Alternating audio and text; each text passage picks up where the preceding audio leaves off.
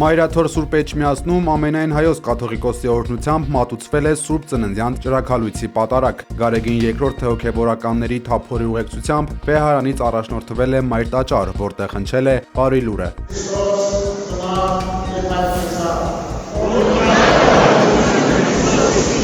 Այսպես են այսօր ու վաղը քրիստոնյա աշխարհում մարդիկ ողջունում միմյանց։ Պատարագի ավարտին վեհափառ հայրապետը վառած մոմով իջնելով խորանից Քրիստոսի ծննդյան լույսն ու օրհնությունն է բաժանել հավատացյալներին, որոնք աստվածային լույսը խորհրդանշող ճրագները եկեղեցուց տուն են տարել։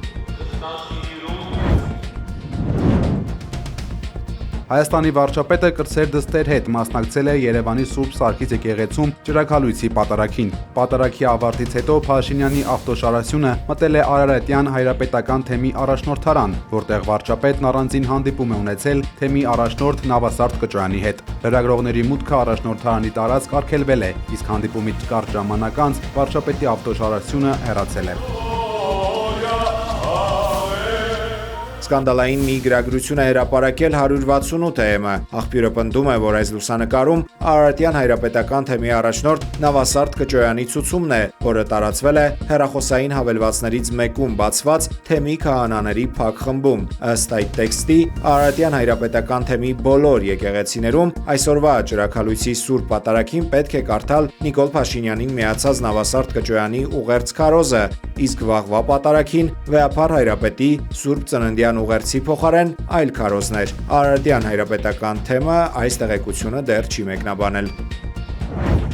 Շվեյցարիայի հայոց թեմի առաջնորդական տեղապահ Տեր Գուսան ծանրագույն վարդապետ Ալճանյանը պաշտոնապես հայտարարել է, որ միանում է վարչապետ Նիկոլ Փաշինյանի և 10 բարձրաստիճան հոգևորականների ստեղծած համակարգող խորհրդին։ Վարդապետը ողջունել է եկեղեցու բարենորոգման նպատակով ընդունված հռչակագիրն ու ճանապարհային քարտեզը, նշելով, որ պատրաստ է ամբողջական պատասխանատվությամբ ներգրավվել այդ առաքելության մեջ։ Իր ուղերձում նա ընդգծել է, որ Շվեյցարիայում ծառայելու ընթացքում ականատես է եղել Մայրաթորի ղեկավարության շեղմանը բուն առաքելությունից եւ մտահոգիչ ներգրավվածությանը քաղաքական գործընթացներում։ Այս հայտարարությունից շատ չանցած վարչապետ Նիկոլ Փաշինյանը Facebook-յան իր էջում արձագանքել է հոգևորականի քայլին։ Վարչապետը հրապարակավ աջակցություն է հայտնել վարդապետին, գրելով մեջբերում հարգանքներիս հավաստիքը Շվեյցարիայի թեմի առաջնորդական տեղապահ Տեր Գուսան ծանրագույն վարդապետ Ալճանյանին։ Վերաքննիչ դատարանը անսպասելի հետաձգել է արշակարքեպիսկոպոս Խաչատրյանի կալանքի վերաբերյալ վճռի հրապարակումը, որով պարզ կդառնար Սրբազանը կշարունակի պահվել բանտախցում, թե ազատ կարձակվի։ Որոշումը պետք է հրապարակվեր 3 երեկոյան, հետո փաստաբաններին դատարանից տեղեկացրել են հետաձգման մասին, սակայն պատճառը չի հրապարակվել։ Արքեպիսկոպոսի փաստաբանները դեռ 1 ամիս առաջ էին վերաքննիչում բողոքարկել Սրբազանին 2 ամսով կալանավորելու որոշումը։ Մայրաթորի դիվանապետին քննչական կոմիտեն 1 ամիս առաջ ձերբակալել է, ապա մեղադրանք առաջադրել 7 տարի առաջ ուրիշի պայուսակի մեջ թմրամիջոց գցելու համար։ Aziz hamvatanlar, Զանգեզուրի միջանցքի բացման հարցը արդեն հաստատել է նաև ԱՄՆ նախագահը, հայտարարել է Ադրբեջանի նախագահ Իլհամ Ալիևը։ Ըստ Ալիևի երթուղու անվանումը կարող է փոխվել, սակայն դրանից ծրագրի էությունը չի փոխվում։ Ալիևը նաև շեշտել է, որ ներկայումս Ադրբեջանի տարածքով դեպի Հայաստան բեռնափոխադրումներ են իրականացվում, ճանապարհները բաց են եւ անգամ ադրբեջանական նավթամթերք է արտահանվում Հայաստան։ Ադրբեջանի առաջնորդի պնդմամբ տարածաշրջանային հաղորդակցությունների ապաշրջափակման գործընթացը արդեն ստացել է միջազգային բարձր մակարդակի աջակցություն։ olacak ülke karşısında duran 44-օրյա պատերազմի ընթացքում երկրում որոշակի շրջանակներ միահամուռ լինելով հայկական Սփյուռքի հետ քննադատում էին թուրքական իշխանությունների դիրքորոշումը, որոնք աջակցում են եղբայրական Ադրբեջանի պայքարին, հայտարարել է Թուրքիայի նախագահ Ռեջեփ Թայիփ Էրդողանը։ Էրդողանը զուգահեռներ է անցկացրել սիրիական ճգնաժամի հետ, նշելով, որ այդ նույն ուժերը Բաշար Ասադի փախուստի պահին իրենց կոչ էին անում երկխոսության մեջ մտնել հարևան երկրի արդեն տապալված ղեկավարության հետ։ Թուրքիայի առաջնորդի խոսքով այս գործողությունները վկայում են երկրի ներքին որոշ շրջանակների եւ արտաքին հակազդող ուժերի շահերի համընկման մասին։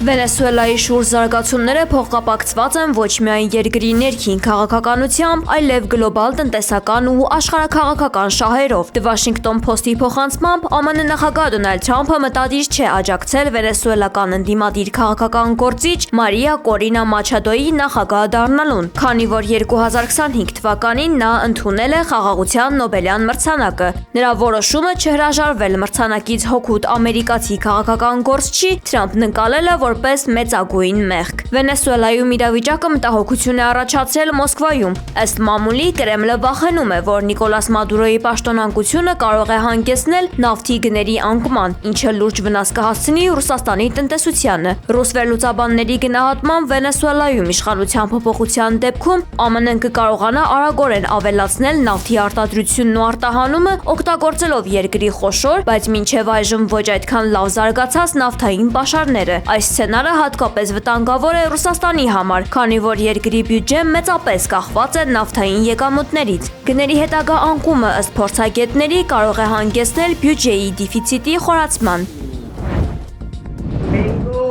Como vicepresidenta ejecutiva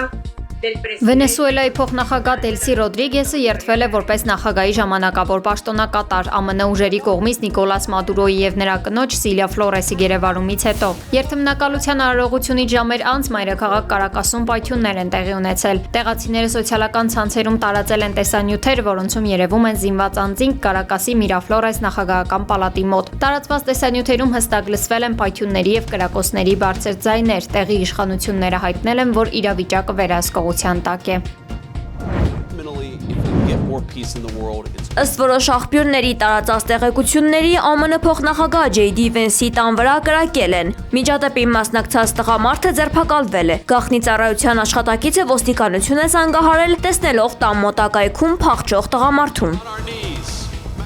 Վենեսուելայի նախագահ Նիկոլաս Մադուրոն տեղափոխվել է Նյու Յորքի դատարան։ Նրա դեմ մեղադրանք կներկայացվի։ Ավելի վաղ Նյու Յորքում նրա կալանավայրի դիմաց հարյուրավոր ակտիվիստները բողոքի ակցիա էին իրականացրել։ Ցուցարարները տարբեր գրառումներով պաստառներ էին պահել, վանկարկել ոչ պատերազմին կարգախոսը։